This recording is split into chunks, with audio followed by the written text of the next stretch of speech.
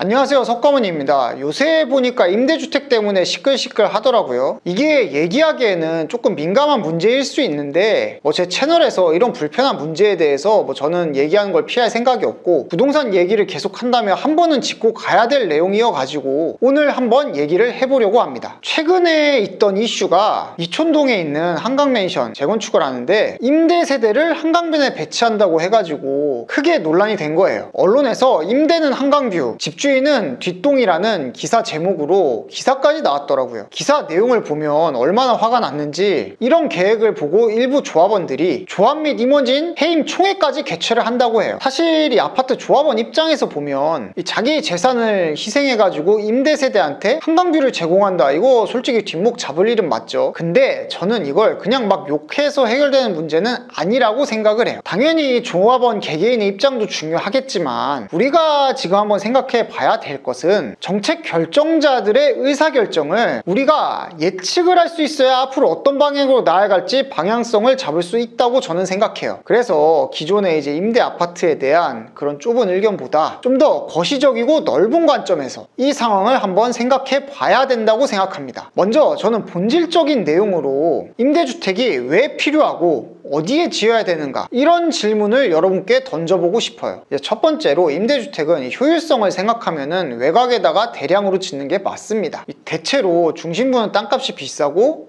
외곽은 땅값이 싸기 때문에 저품질로 짓는 임대주택은 사실상 땅값이 그 전부라고 봐도 되는데요, 같은 돈으로 중심부랑 외곽에 임대주택을 공급한다고 할 때 외곽에 지을 때 중심부에 비해서 몇 배나 많은 주택을 공급할 수 있습니다. 그러니까 당연히 이 방식이 돈이 덜 들고 많은 임대주택을 제공할 수 있기 때문에 이 방식이 매력적이라서 서구 사회는 이런 방식으로 과거에는 주택을 공급해 왔어요. 이제 해외 사례를 좀 소개해 드리면은 미국, 거기에 세인트 루이스라는 동네 아시죠? 그 옛날에 마크 맥과이어가 뛰던 세인트 루이스 카디널스가 있는 그 동네예요. 여기에 인구가 늘어나니까 주정부에서 슬럼가 싹 밀어버리고 임대 아파트를 지었어요. 근데 문제가 이 아파트가 공공 임대 아파트였는데 저소득층들이 모여 살면서 치안이 악화되고 입주율이 점점 떨어지다가 악의 소굴이 돼가지고 1972년에 아파트 자체가 철거되었어요. 그리고 지구 반대편에 프랑스 파리도 마찬가지예요. 파리도 1970년에서 80년대에는 임대주택을 외곽에만 지었어요. 그러니까 결과가 어떻게 되었느냐, 파리 시내에는 부자들만 살고 그 임대는 전부 외곽 지역에 위치해가지고 도시가 사실상 두 개로 나뉘어져 있어요. 그리고 그게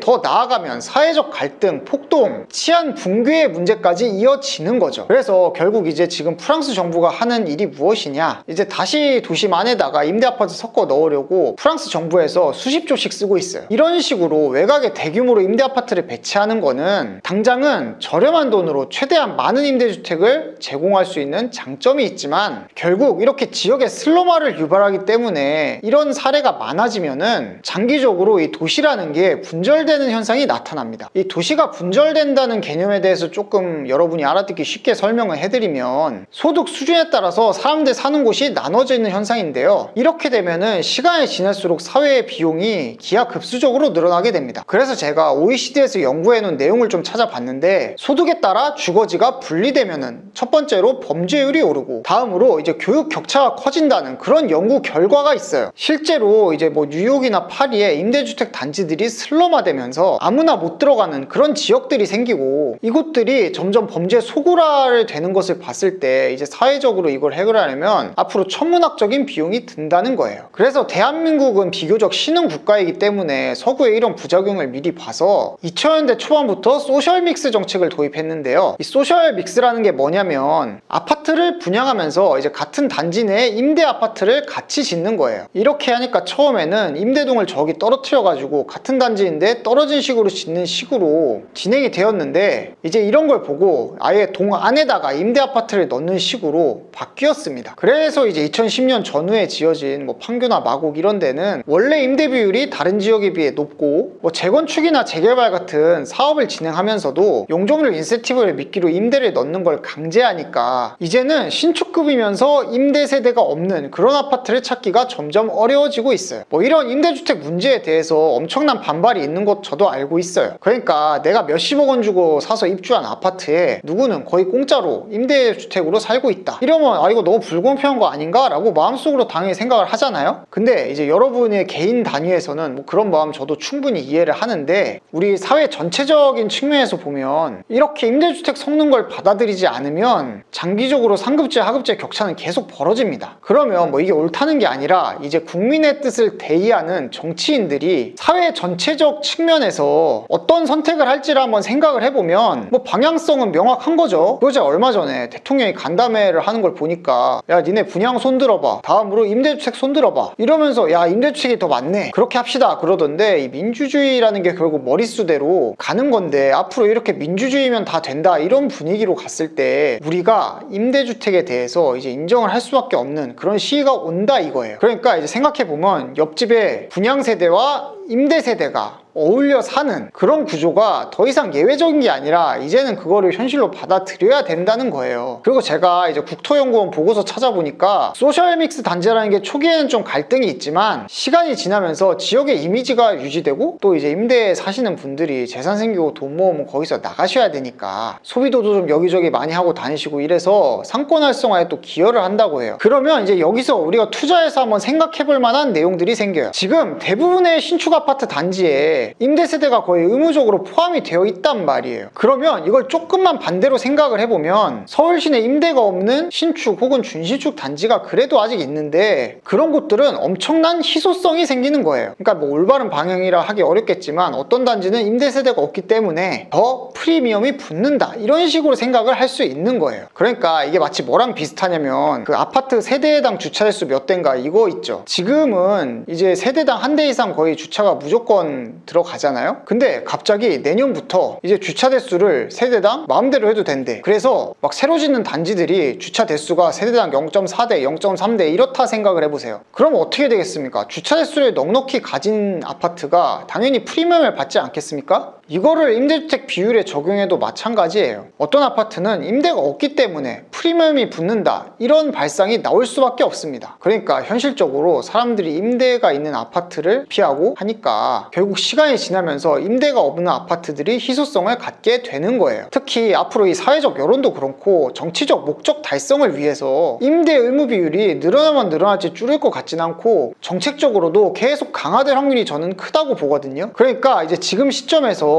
임대주택을 피하고 싶다고 피할 수 없다는 부분을 좀 받아들이시고 역발상으로 임대가 없는 준신축 단지는 무엇이 있을까 찾아보고 잡아두면 그 자체가 프리미엄이 될 수 있다는 겁니다. 물론 뭐 제가 하고 싶은 얘기가 무조건 임대 없는 아파트만 골라라 뭐 이런 얘기는 아닙니다. 단지 이 부동산 시장을 여러분이 분석하실 때 임대 의무가 앞으로 점점 강화가 될 텐데 그 속에서 임대가 없다는 거, 이거 자체로 희소 가치가 생길 수가 있는 거예요. 그러니까 다시 말해서 앞으로 이 부동산 시장은 소셜믹스를 인정할 수밖에 없는 방향으로 흘러가지만 그런 방향으로 흘러갈수록 임대 없는 단지의 희소성은 오히려 투자 기회가 된다는 겁니다. 당연히 도시라는 게 상층부터 하층민까지 다 섞여 사는 거기 때문에 뭐 소셜 믹스를 통해서 그런 분절을 막아야겠지만 개인 투자자 입장에서는 굳이 부딪힐 필요가 없다면 피해가는 게 맞지 않나, 이런 생각이 드는 거예요. 그래서 이제 제가 드리고 싶은 말씀은 임대라는 거 이제는 피할 수 없는 선택은 맞아요. 그러니까 이제 임대 없는 아파트면서 괜찮은 아파트 찾으셔가지고 여기 영상 댓글에다가 단지 명 쓰시라고요. 예?